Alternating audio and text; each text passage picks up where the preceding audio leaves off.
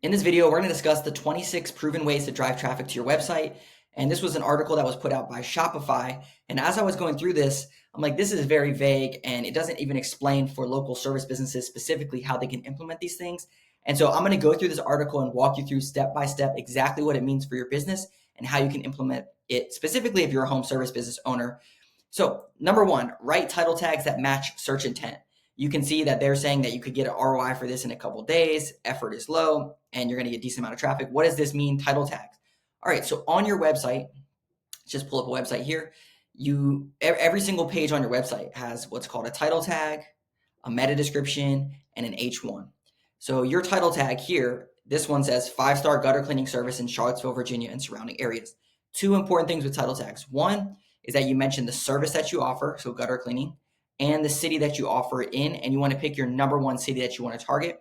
This is optimizing your entire website like this. So let's say you do gutter cleaning, you do gutter installation, you do gutter screens. That's what your title tag is. How does this correlate on Google? Real quick before I show you that, if you want, this is it's a free plugin that I use. I have no affiliation. It's called Detailed. A lot of times people comment on these things and say, what plugin is this? It's called Detailed. But what your title tag is when you go and do a Google search, this right here, professional gutter cleaning service in city, this is what your title tag is and how it looks on Google. So that's the first thing they said, write title tags that match search intent. So your service with your city. Number two is write irresistible meta descriptions. So same thing when we talk about those title tags up here, meta descriptions, you want to write really good ones. So usually we like to start with a question like this, are your gutters clogged, and you have issues with your gutters, or whatever that sounds like. And then you want to make sure that you mention your city and your service again in your meta description. What does this look like on Google? This section right here is your meta description. They're saying we are one of the top rated gutter cleaning services in Frederick, Maryland. I wouldn't necessarily do it like this because you're not the hero, the customer's the hero, and this doesn't really help with that. All right, number three, prioritize backlink building. And this says it could take weeks. So in the world of SEO, search engine optimization, backlinking is important. And basically what backlinking is, getting links on other people's websites that Google deems credible. So let's say your website were to get featured on Forbes or CNBC or whatever big platform, then Google's going to say, well, if this company featured them, then I should feature them higher because their domain authority or their rating is higher since they obviously went through vetting them and it's a more credible source. For local service businesses, you could do this by local colleges, local organizations, other businesses that you might partner with, having them put your link on their website and vice versa. I would say this is good for SEO globally, but for local SEO, it's not a big needle mover from a traffic perspective. Number four, add internal links to and from important pages. Okay, so on any page on your website, this is a blog post on our website, you want to have 3 internal links. The reason that your internal links are good is for several reasons, but the first one is people that are naturally reading it want to read this and say, oh, results. I want to go and see what results they have. Or they're going here and they want to say, oh, free marketing audit, or contact us. Or if you're talking about another service that you offer, you want to link to it. That's the first thing. Second, when Google is indexing, when they go through and crawl your website, the easiest way to get better rankings for your pages is to interlink them, because Google's going to go through and it's going to follow all the links across your website, and it's going to help with your organic rankings, which is why it helps from an SEO perspective. And you can see the time to ROI on this is weeks, because you can do this and you're not going to see any traffic to your website, but over time, by doing the right SEO stuff, you're going to get more traffic. So one of the things that we do is, like any blog post we write, we put 3 links in it. Any new page that we create, we put 3 links in it to internal linking for those exact reasons, so that Google will pick it up and index it, and also is better for user experience. Number 5, add long-tail keyword variations to your pages. This one, I'll keep it very simple. Don't try to jam in all these different keywords into your blog content or website. Just naturally talk as if you're going to talk to a customer. So don't just try to jam in gutter cleaning, or HVAC install, HVAC install, HVAC install. Just your natural discussion of how this would sound, use it like that. So maybe you say HVAC installation, furnace installation, boiler installation. You use different variations of the terms or however that might sound. You want to just talk like you normally would talk, and don't try to jam in certain keywords. When it mentions long tail keywords, instead of just saying gutter cleaning, you're going to say gutter cleaning in Charlottesville, Virginia, like that example said, or gutters clogged. Maybe that's a longer or different type of keyword than gutter cleaning that people would be searching. but it's not just a general gutter cleaning type of term, or gutter, for example. All right, number 6, stand out with rich snippets. So what are rich snippets? Rich snippets are when someone searches something, and this is more SEO. You rarely see this in local search.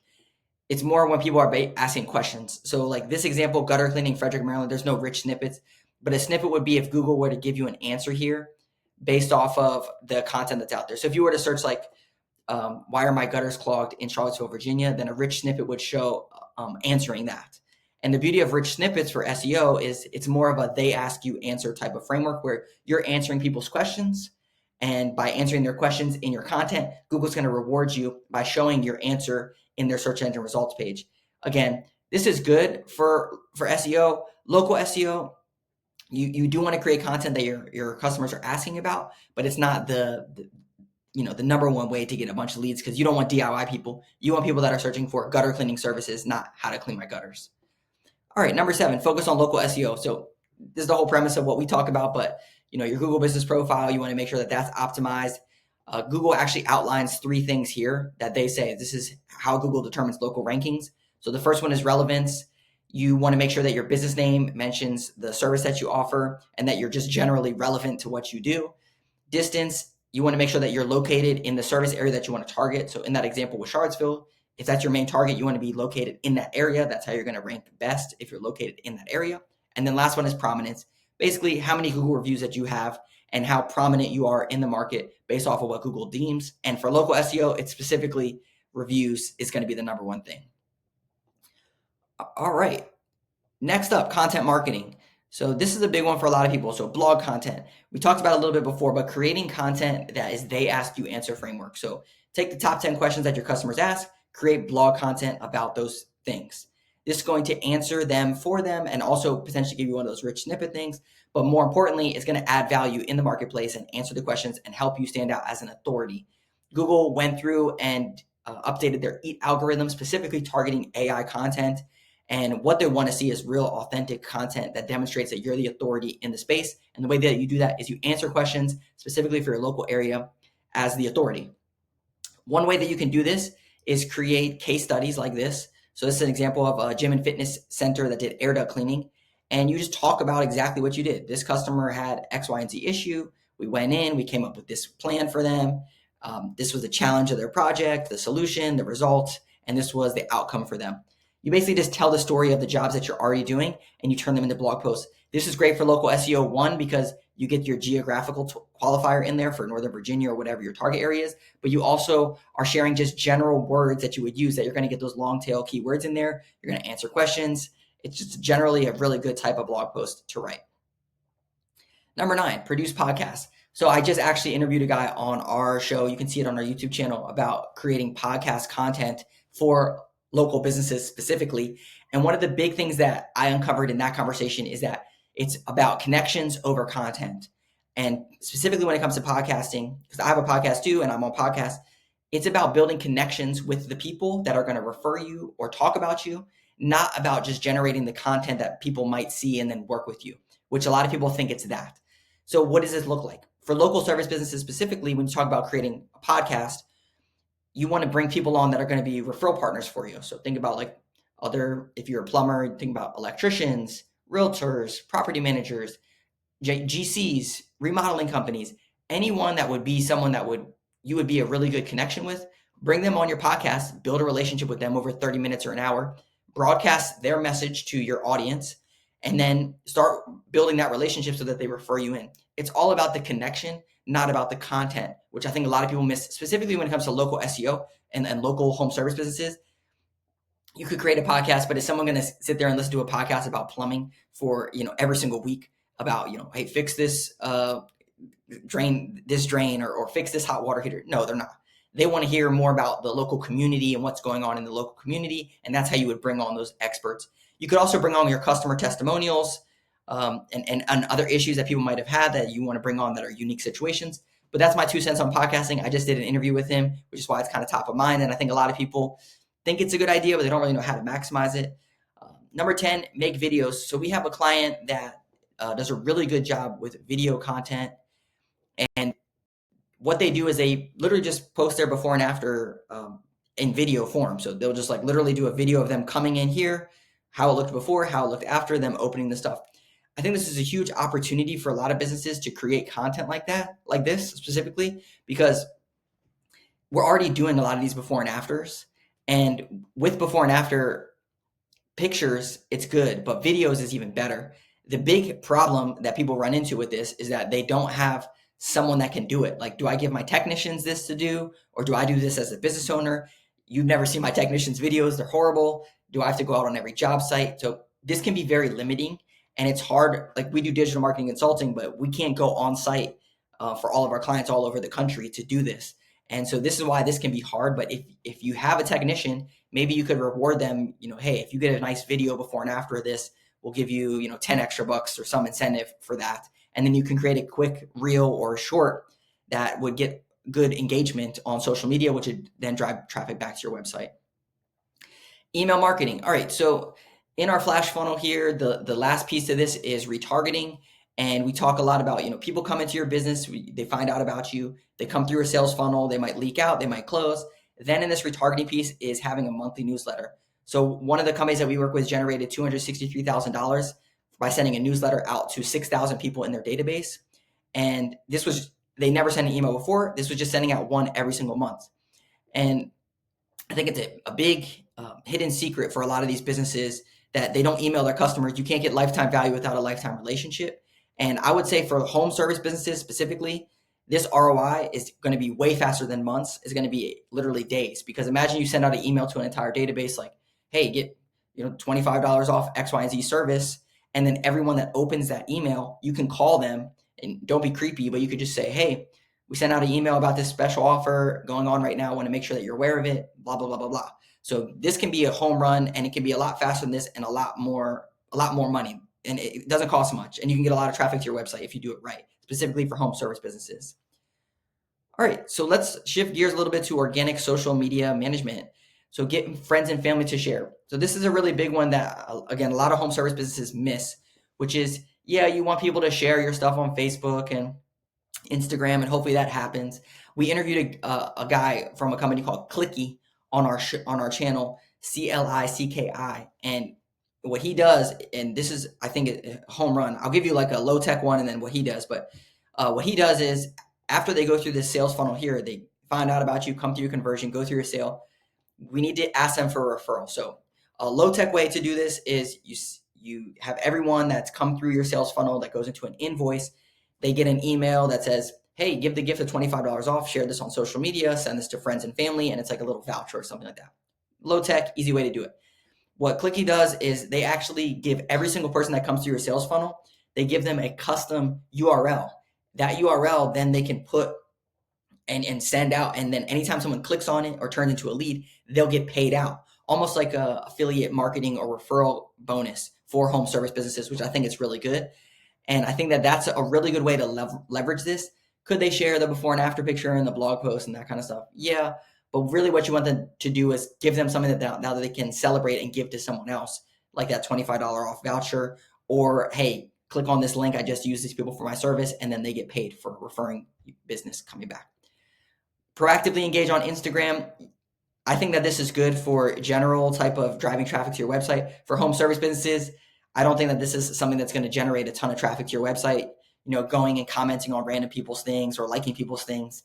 This is just like a nice to do, engage with the community, but I don't think that this is going to be a big driver of traffic for home service businesses. Engage on Reddit.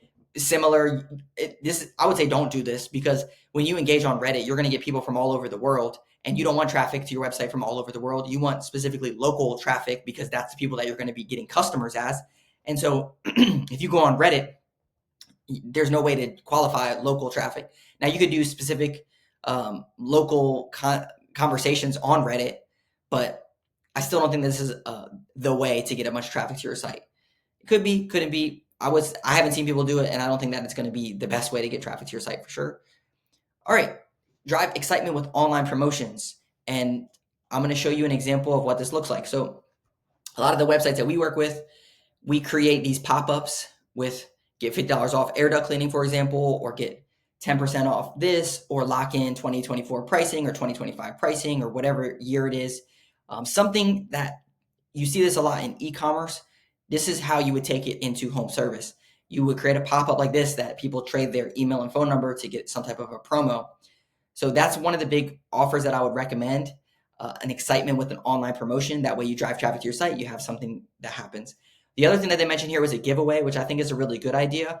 And this kind of ties into that email side of things, which is, hey, the first 10 people in this month get X, Y, and Z type of service at a discounted rate or whatever that looks like. And then you blast it out there and you have these special giveaways. And the better the giveaway, the bigger it is. Like, you get this free HVAC or free comfort membership for a year if you do X, Y, and Z, submit your thing here.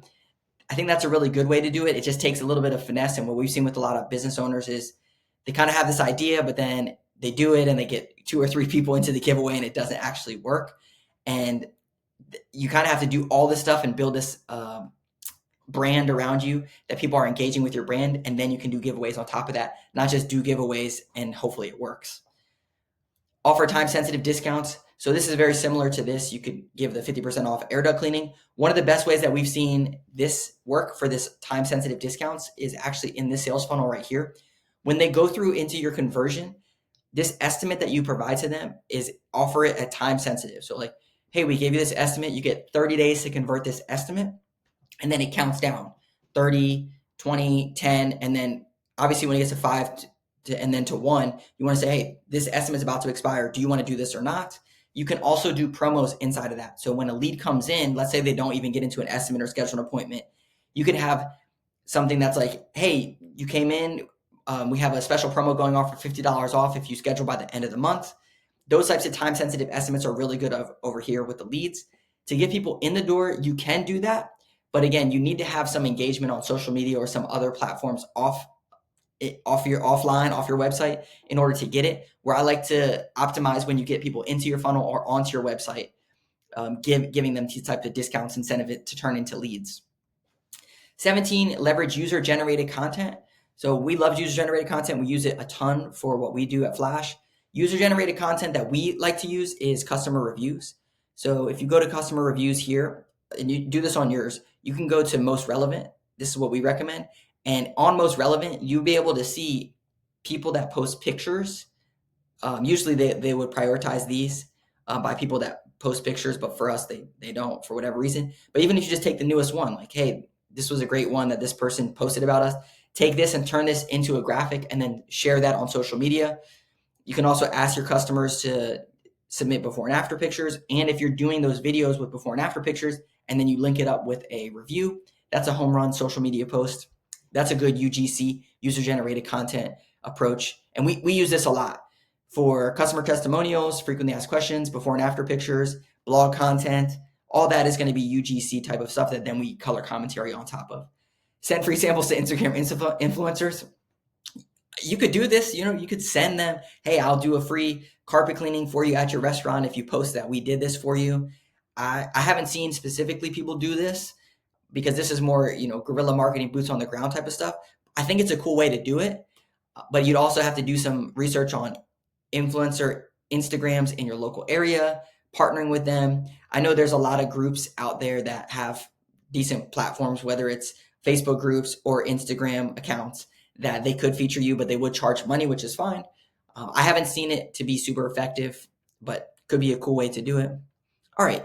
And the last section here is going to be paid social. So Facebook ads, Instagram ads. I'm going to summarize these. Pinterest ads. So when we talk about Facebook ads and Instagram ads and Pinterest ads, the most important thing when it comes to running ads to drive traffic to your website is driving it to a landing page. And the landing page should look something like this. On that landing page, you want to have a call now button and a tracking form. The reason this is so important is because a lot of times people run ads, they run it to their homepage to get traffic, but their website's not optimized to convert into leads. So just because you get traffic, who cares? You want leads and you want to grow your business. So you need to have something that's optimized. That's the first thing. So we recommend having a tracking number here and then a tracking form here. And if you can get a chat widget on there, here's great. And you want to do this very quickly because especially when you're running ads, people are excited. They want to go to your website and turn into a lead. So you need to make it very easy for them.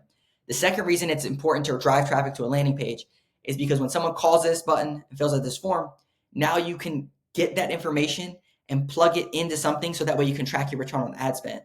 this is a huge issue, and this is why these types of articles frustrate me, because it's like, yeah, run Facebook ads. Okay, how do I know my Facebook ads work? Well, people go to my website, they turn into leads. How do I know if those leads actually turn into revenue? And for very small businesses, it's pretty easy to see. But for big, 7-figure, 8-figure home service businesses, you have to have the tracking set up. So that way you can pull out your return on ad spend every single month to prove out if this is working. So Facebook ads specifically, Instagram ads specifically, have a landing page, set up a tracking number, set up a tracking form, plug those things into a sheet that looks like this. So on this sheet, what we do is every single lead that were to come through, you want to put them into this, and you could just set something up like this on a Google sheet. Someone fills out that form, put them in here. Someone calls that number, put that phone number in here. Then at the end of the month, so this could be the current month, you take those leads and then you plug them into your CRM and you say, okay, this phone number in my CRM has an open estimate for $7,000. This email address in my CRM invoice work for $2,000. And then you total that up. And then over here at the end of the month, you put, okay, I spent $3,000 on Facebook ads and Instagram ads, generated this many leads. I booked this many jobs from it and generated this much revenue for return on ad spend of X. Very, very important whenever you're running ads, specifically Instagram and Facebook. And the big reason for Instagram and Facebook is because there are a lot of price shoppers on there. They're not in the mode necessarily to be buying. They're not on Google searching for a gutter cleaning business. They're in Facebook and Instagram scrolling through stuff and saying, oh, here's a company that might work with me. They're not in the same buying mode, which is why those leads are a lot of time price shoppers, which is why you need to make sure that you're tracking return on ad spend. Next, Pinterest ads. For home service, local service businesses, I haven't seen these to be good because you can't really focus on local Pinterest ads from my experience. And also, I just haven't seen this work. I would probably sub this out for like Yelp ads or Angie or something like that. I'm not a big proponent of Angie, and I know people hate Yelp. We had a company that generated, I think it was like $108,000 per month. $108,000 last year on Yelp ads, and they spent $18,000, so a 5x return. So that could be good. All right, Google ads. Let's talk about Google ads for a sec. So on Google, let's say someone searches for gutter cleaning, Frederick, Maryland. There's two different types of Google ads for home service businesses. There's these ones which are called Google Local Service ads, and these are pay per lead, not pay per click. And so these ones are really good. The big caveat here is if you don't have enough reviews, you're not going to be shown. So if you're looking at this search and you have under 300 reviews, you're not going to be shown here because this company is going to be shown and this company is going to be shown because Google only makes money when someone clicks this button because it's a pay per lead model. And then the next one is Google search ads, which these ones are bid strategy. So it's pay per click. So this can get traffic directly to your website. But if your website's not optimizing, you're not going to a landing page, then it's not going to convert as highly. And more importantly, if you don't track your return on ad spend, you're not going to know if it's actually working. So we recommend setting up some reporting for both of these: Google Local Service ads, Google search ads, drive traffic to a landing page, convert, track your performance. All right, TikTok ads. This is an up and coming thing for the home service space. Creating TikTok content, running stuff to your landing pages. It's kind of similar with Facebook and Instagram. People are not in this exact buying mode at the bottom of the funnel looking for a gutter cleaning company or HVAC company or whatever it is. And TikTok is very similar to that. They're just scrolling and they see an ad and they're like, okay, maybe this would make sense. Maybe it wouldn't. It doesn't make sense. Last one is in-person traffic. I just want to touch on these real quick. So let's say that someone is going to a home show or a local event and you're sponsoring it. There are ways that you can drive traffic to your website. And the number one way that we would recommend is create a QR code like this. We use this platform, qrcodegenerator.com. It's free. You plug in your website. So you want to make a landing page ideally, but you plug in your website here, you do the QR code and you say, hey, check us out here. Now, if you're doing a home show or some type of an event that people are going to and you want to drive traffic to your site, what we recommend is set up a landing page similar to this one, have a form on here, and do some type of a giveaway like we mentioned before. So at this home show, we're going to pick 10 people and they're going to get X, Y, and Z. Go here and you can fill out this form and you can get into the home show stuff. So this form, then you can have it go into a spreadsheet and now you can track all of your stuff. It helps you get traffic to your website, but more importantly, it helps you get leads. And that's the best way that I would say to encourage in-person customers to connect online is do that exact process by creating a QR code and participating in local events. It all kind of summarizes here together. So hopefully this video was a lot of value for you. I try to go through and give you as much as I could. If you like content like this, be sure to hit like and subscribe. If you need help growing your home service business, I'll put a link down below. We do free marketing audits. If not, it's all good. We'll see you in the next video.